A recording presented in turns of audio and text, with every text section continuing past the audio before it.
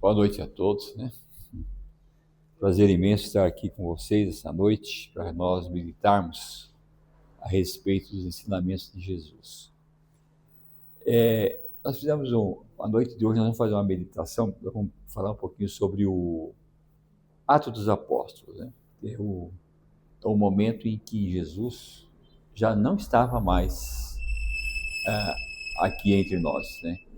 O momento em que ele já tinha partido e deixou os seus discípulos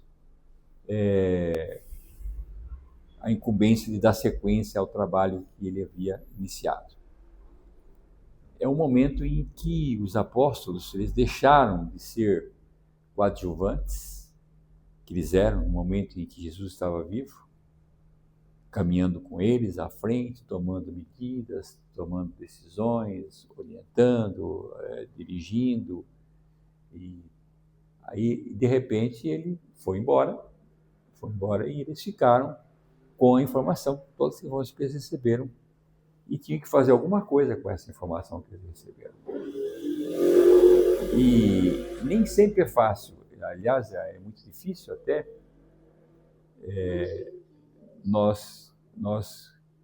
as pessoas, nós, inclusive nós, né? Quando nós temos uma informação, nós vamos fazer alguma coisa com ela. Fazer o que com ela? Isso até é uma coisa que Kardec, quando ele codificou o Espiritismo, ele criou um axioma do Espiritismo, né? Até então, o axioma que existia é: fora da igreja não há salvação, que era o que era utilizado pela Igreja Católica, né? Que era a igreja predominante na época. Fora da igreja não há salvação. Kardec, meditando sobre isso, ele fez diferente. Ele colocou: fora da caridade não há salvação. Não fora da igreja, fora da caridade. Porque há uma diferença muito grande, né? entre você estar, por exemplo, você ter o conhecimento, que é o que eles tiveram, né? As pessoas terem o conhecimento, você ter a informação, você deter todo um cabedal de informações, e você fazer o que com essas informações? Porque quando você fala em caridade, ela é muito diferente de amor. Amor e caridade e amor são sinônimos. Porém, o amor, a palavra amor, amar, todos nós amamos, todos os seres amam. Se você imaginar o maior facínora que existia na face da Terra, que você conheceu, o maior bandidão, aquela pior pessoa que você conhecer, essa pessoa ama alguma coisa. Porque amor é um sentimento, né? E ela ama alguma coisa. Às vezes ela é um animal, às vezes um objeto, até um objeto inanimado, ou uma pessoa da família, sei lá, todos amam de alguma forma, mas caridade nem todos fazem, nem todos conseguem fazer, porque a caridade ela é diferente do amor, né? A caridade é no momento em que a caridade é o amor ativo. O amor ele é passivo. Por exemplo, eu gosto de uso muito esse exemplo, eu amo a minha família. Eu amo meus primos, amo minhas primas, amo minhas tias. Né? Mas eu tenho uma prima minha, por exemplo, que eu sei que agora ela inclusive teve que extrair dos dois seios, teve lá um problema de câncer, extraiu os dois seios. Eu amo essa minha prima. Ela já trabalhou comigo, já tivemos muita convivência junto, mas eu não dei um telefone, eu nunca telefonei para ela, para perguntar para ela assim: escuta, como é que você está, né? Você está precisando de alguma coisa, né? O que aconteceu? Sabe? Eu nunca fiz isso. Então eu não fui caridoso com ela até agora. Eu não usei de caridade para com ela. Eu tenho amor por ela, mas não que eu usei de caridade com ela, porque a caridade exige que você faça, que você tenha uma atitude, que você faça algum gesto em direção àquilo que você ama, àquilo que você elencou como seu objetivo. E isso é tão importante que até nos tempos modernos, hoje, se você, não sei que as pessoas que conhecem PNL, né, ou a programação neurolinguística, as pessoas que trabalham com com informações a respeito do comportamento, do comportamento do cérebro humano, hoje já é reconhecido oficialmente pela ciência que a informação, ela não muda ninguém. A informação ela não tem o condão de mudar nada, de mudar ninguém. Tanto é que só a informação, ela é o começo, ela é o início. Você tem a informação e com ela, no momento em que você tem que fazer alguma coisa com ela, se você não fizer alguma coisa com essa informação, ela não tem sentido.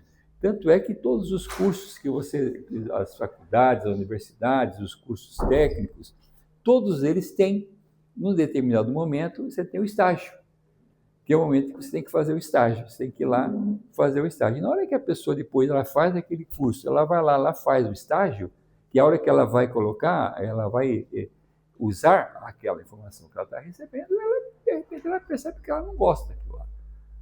Não, mas não é bem o que eu queria. Né? Então, o que mais tem aí, pelo mundo afora, e dentro do Brasil, com certeza, vários, principalmente lá no norte, no nordeste, que eu morei lá já, é pessoas com 3, 4 diplomas. Diploma, tudo dentro da gaveta. Tirou o diploma, se formou, mas está na gaveta. O diploma não fez nada com aquilo lá. Está tudo lá guardado dentro da gaveta. Então, esse processo é um processo, por isso que Kardec, quando ele codificou o Espiritismo, ele falou assim, que fora da caridade não há salvação.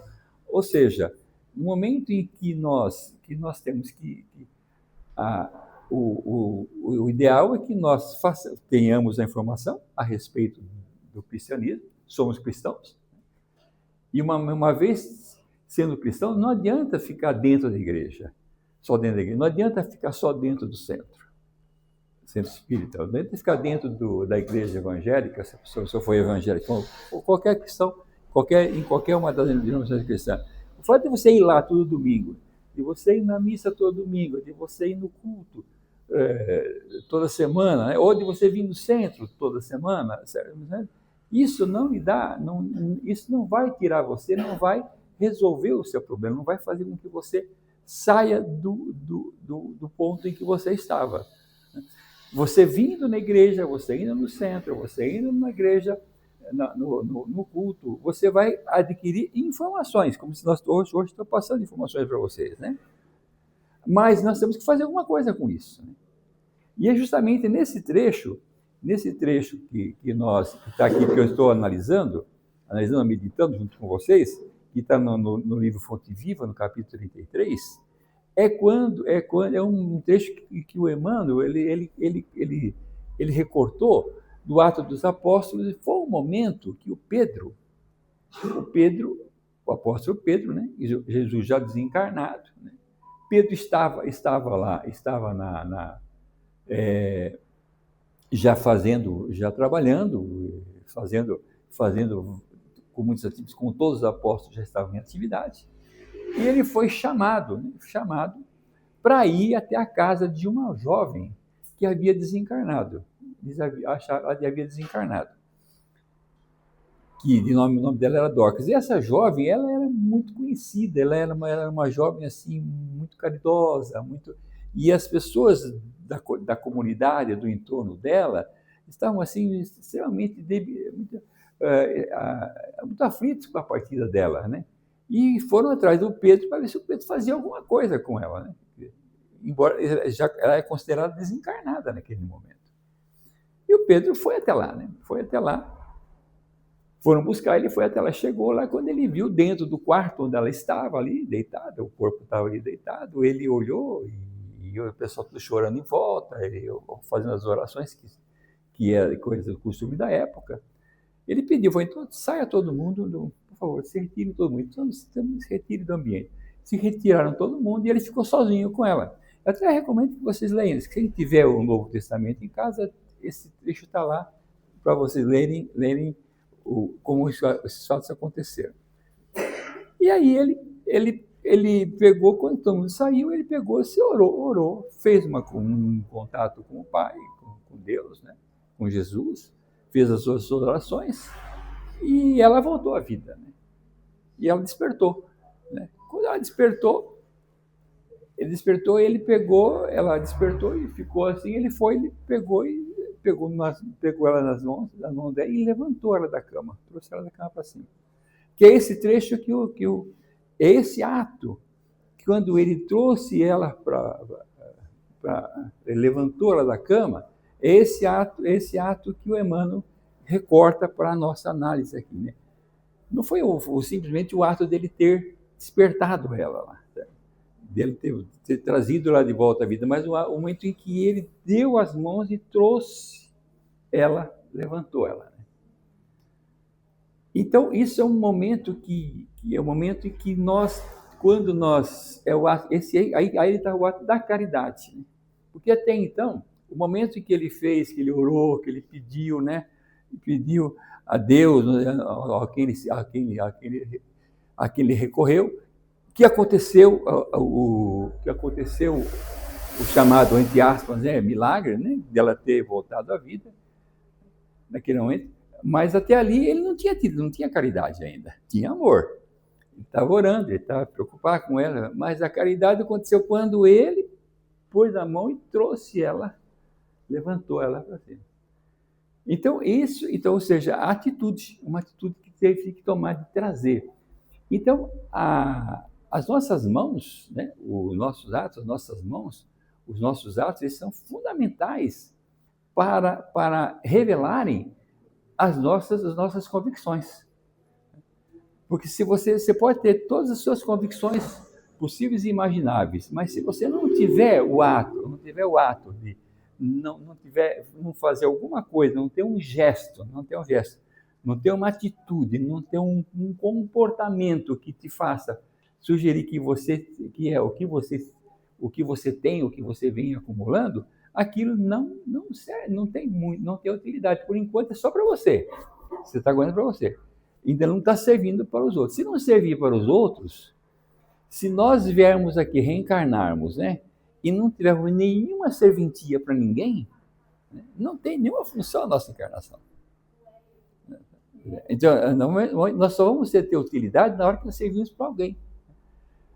Então, é o que acontece, por exemplo, que tudo aquilo que tem utilidade, e isso, né? E o Kardec, quando ele colocou que fora da caridade nossa salvação, ele foi de encontro a dois ensinamentos máximos de Jesus, né? Que eu até leio um pedaço aqui, que ele é um pouco longo, mas ele fala assim, né? Mas quando vier o Filho do Homem, em sua majestade, e todos os anjos com ele, e então se assentará sobre o trono da sua majestade, e serão todas as gentes congregadas diante dele, e separará um dos outros. O pastor aparta, né, o cabrito e as ovelhas. Assim, porá as ovelhas à sua direita e os cabritos à sua esquerda. Então dirá o rei aos que hão de estar à sua direita: vinde, benditos do meu Pai, que possui o reino do céu, que vos está preparado desde o princípio do mundo, porque eu tive fome e me deste de comer, eu tive sede e me deste de beber, eu era hóspede e me recolheste, estava nu e me cobriste, estava enfermo e me visitaste, estava no cárcere e foste me ver. Então responderam-lhe esses que estavam à direita, que estavam sendo escolhidos, sendo chamados, que estariam sendo escolhidos, né? Mas quando é que nós te vimos com fome, sem roupa, encarcerado? E aí eles repetem todas as coisas. Ele fala assim, quando vocês fizeram isso por algum dos mais pequeninos, foi a mim que você fizesse. Ou seja, nós não temos que ficar, por exemplo, não adianta nós homenagearmos Deus, homenagearmos Jesus, né? Apenas com nossas orações, né? Ajoelharmos, nos mostrarmos obedientes a Ele, aquilo tudo, porque Ele não precisa de nada disso. Quem precisa é quem está vivo, quem está por aqui. E Deus, como é que Deus ajuda os homens? Bom, imagina que o seu vizinho esteja passando uma necessidade, né? E Deus quer ajudá-lo, né? Como é que Deus faz para ajudar o seu vizinho que está passando uma necessidade?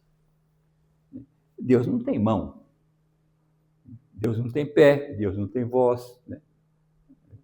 Como é que ele faz para ajudar alguém, para ajudar o seu vizinho? Ele vai ter que pegar alguém, né? Intuir alguém para alguém ir lá e fazer. Então, Deus ajuda os homens com os homens, através dos homens. Ou seja, homens e mulheres, né? Na expressão, certo? Então, quem vai ser intuído para ela fazer alguma coisa e ajudar esse vizinho, no estado que ele tenha. Então, e aí Paulo vai além nessa passagem ainda, eles falam, esses que ficaram à esquerda, aqueles que ficaram, que não foram escolhidos, que, entre aspas, não entrariam no céu, né? Aqui, nesse processo, perguntam uma coisa, por que nós não vamos entrar? Ele falou, porque eu estava nu, não me vestisse, eu estava com fome, não pudesse comer, eu estive preso, se não visitasse. Tá? Eles fazem a mesma pergunta, mas quando é que nós fizemos? Nós nunca te vimos assim. Então, se você não fez por os pequenos, você não fez por mim. Aí o Paulo, isso aqui inclusive virou, tem até música, né? Tem até música a respeito dessa passagem, que ele fala assim, né? Diz assim, se eu falar a língua dos homens e dos anjos e não tiver caridade, eu sou como o metal que soa, sou como o sino que tine. E se eu tiver o dom da profecia e não conhecer todos os mistérios quanto é possível saber, e tiver toda a fé a ponto de transportar montes, e não tiver caridade, não sou nada. Olha aqui, e se eu distribuir todos os meus bens em sustento aos pobres e entregar o meu corpo para ser queimado, se todavia não tiver caridade, disso nada se aproveita. Então a caridade vai além de tudo isso. Ela vai além de tudo aquilo que nós imaginamos que seja. Que ele fala que a caridade ela é benigna. Ele fala que a caridade é paciente, é benigna. A caridade não é invejosa, não obra temerária, nem precipitadamente, não se ensoberbece, não é ambiciosa, não busca seus próprios interesses, não se irrita, não suspeita mal, não folga com a injustiça, não mais folga com a verdade, tudo tolera, tudo crê, tudo espera, tudo sofre. Então ele fala assim que a caridade vai além, né? Além de tudo isso, ele vai além, vai no nosso comportamento, vai inclusive naquele momento em que nós temos que nos desenvolvemos até o ponto de nos relacionarmos com todas as pessoas, não importando a forma que elas são, e nós temos que, para que nós possamos trazê-la, aquele ato, pegar ela pela mão e trazê-la para a vida. Né? Porque isso é o que acontece conosco, alguém fez isso conosco algum dia. Certo? Alguém quando nós, depois que nós despertamos, né, voltamos para a vida, despertamos, para a vida, alguém foi lá e pegou e nos trouxe para a vida. Então, isso que nós temos que fazer, no momento em que nós despertarmos para a vida, que nós estivermos já conscientes das nossas potencialidades, conscientes daquilo que nós podemos fazer, do poder que nós temos, e com as nossas mãos, nós temos que colocar essa mão à disposição de Deus, porque Deus não tem mão. Então nós temos que chegar e sempre colocar à disposição, falar, olha aqui estão minhas mãos, né? Aqui estão meus pés, aqui está minha voz, né? Aqui está, fico à disposição, me use. Todo dia nós temos que fazer esse processo, porque de alguma forma virá essa intuição para ver qual é o caminho que nós temos que fazer, o que é que nós temos que fazer, aonde é que nós vamos que ter, onde é que está o nosso trabalho, onde é que está aquilo que nós temos que ajudar. E nós às vezes ficamos esperando, imaginando que vai ser uma coisa espetacular, vai ser uma coisa muito significativa. Às vezes não, às vezes é um simples gesto, né? Às vezes é uma coisinha de nada, sabe? É que o tempo aí já não permite. E uma vez eu estava caminhando, eu não era nem tão assim enfronhado ainda dentro já era espírita, mas não estava tão à disposição do trabalho. E eu caminhando um dia, uma tarde, e eu me lembrei, eu passando de um prédio, morava um primo meu. E esse primo meu, eu vivi com ele muito tempo durante a adolescência, a infância, a adolescência, nós fomos muito amigos, muito companheiros. Depois que ele casou, ele namorou e casou e eu perdi o contato com ele. Não fazia tempo que eu não via ele. Mas há muito tempo mesmo que eu não via ele já. E aí mas eu sabia que ele morava naquele prédio, né? Aí eu passando na frente daquele prédio uma tarde, era umas 3 horas da tarde, mais ou menos 3h30, por aí assim. E eu que não sou de visitar ninguém, sabe? Não sou de fazer visita na casa de ninguém, muito difícil fazer isso. Mas daí para assim, eu vou visitá-lo. Né? Sabe, me deu aquele, eu vou visitá-lo.